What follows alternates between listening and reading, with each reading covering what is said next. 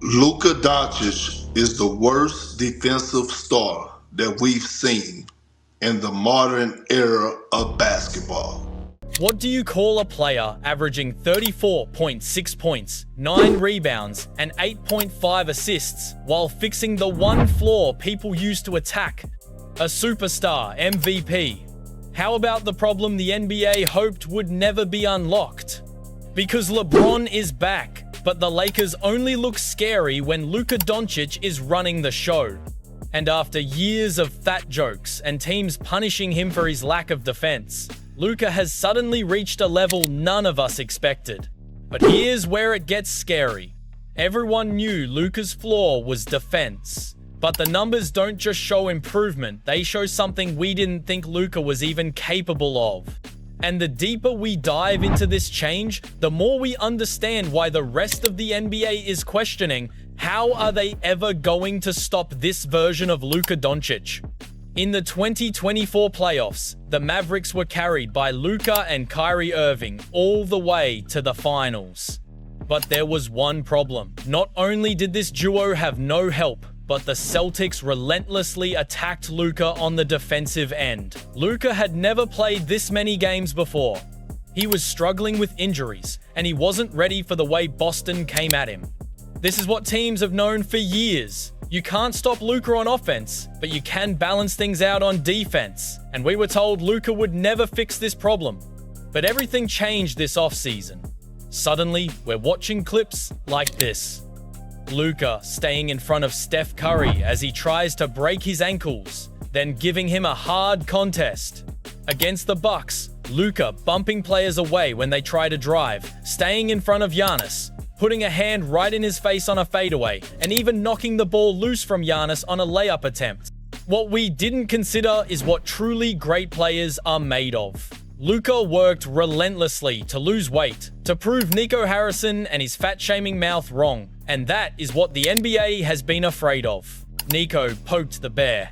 We're getting a Luka who is not only an offensive juggernaut, but also someone who is actively trying on defense. A player locking in on both sides of the ball. In the Eurobasket this summer, Luka was actually nominated for Best Defender of the entire tournament, averaging 2.7 steals per game. But in the NBA, sometimes seeing is believing, so we needed a moment from Luka on the Lakers to actually prove everyone wrong. And against the Spurs, we got it. 35 points, 13 assists, and 9 rebounds is a normal Luka stat line. But with Wemby out there, maybe Luka was extra inspired because he also gave us a career-high tying 5 steals to go along with 2 blocks. 5 steals, 2 blocks. Baby, I see you. DPOY, baby. That, of course, is a stretch. But what's not a stretch is that no team ever wanted to see this version of Luka not only playing defense, but winning games on the defensive end. Now, to be fair, this was just one game. What's even more impressive is that if we dive deeper, Luka's defensive numbers get even better. We'll get to that in a second, but we also need to talk about his offense. As we know, Luka started this year as the best offensive guard in the NBA. Sorry, Shy, but when we add in playmaking, Luka clears. And this is where things get insane. To begin this year, Luka joined Wilt Chamberlain as the only players ever to score over 200 points in their first 5 games of a season. In those same 5 games, Luka also became the only player ever to have over 200 points, 25 plus rebounds, and 25 plus assists. Absurd. But what has changed to cause these results? Well, the weight loss is certainly paying off. Luka is leading the league with and averaging a career-best 12.5 free throw attempts per game. He's attacking the rim in a way we didn't see before. And people worried that with less weight, Luka wouldn't be able to body people. But shedding those pounds has created newfound speed, which has really been what's mattered, as somehow, Luka is also making 95.7% of his shots at the rim this year.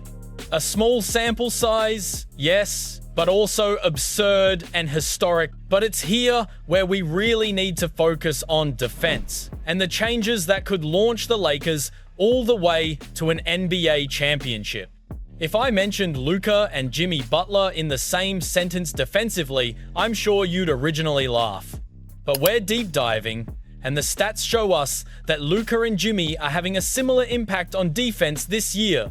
Neither is a good team defender, sure, but Jimmy and Luka have both been good at creating deflections and being versatile on-ball defenders.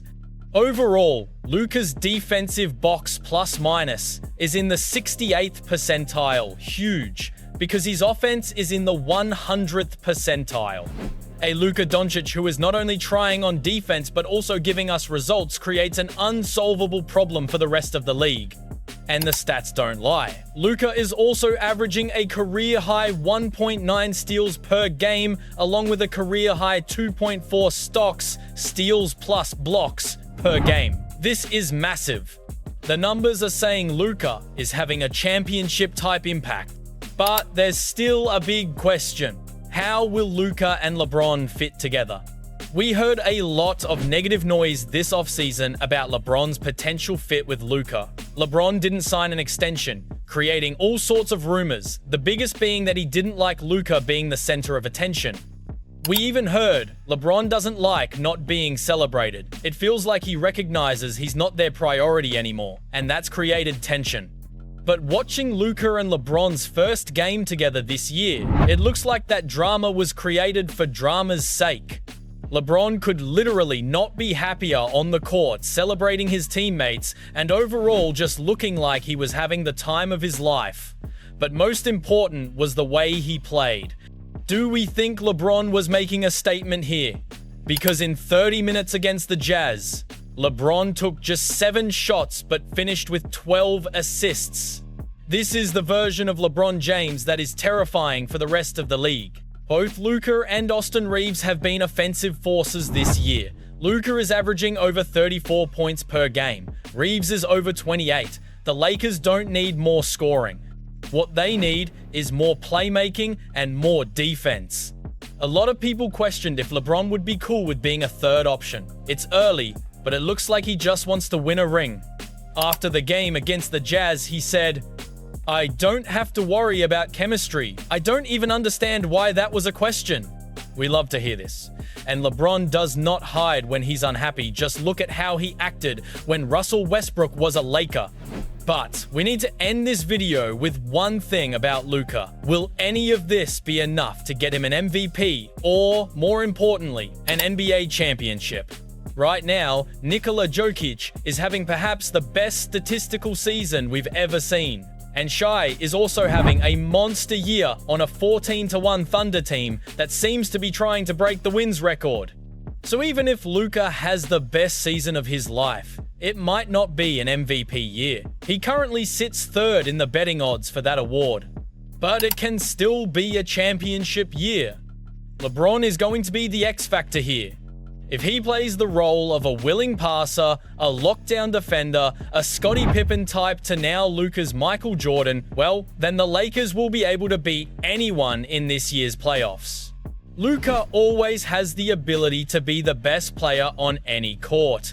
We saw that impact in the 2024 playoffs when he beat Shai and the Thunder in the second round. The Lakers have a ton of high-performing role players. They have the roster to go out and really win the 2026 championship. And so far, everything we've seen from Luka shows he's pushing for that title. He's trying to prove he is the best player in the world. So while Jokic and Shai might be ahead right now, if Luka keeps playing like this, if in the playoffs he is the player the NBA was afraid of, well, then a change in the NBA's top dog could be coming very soon.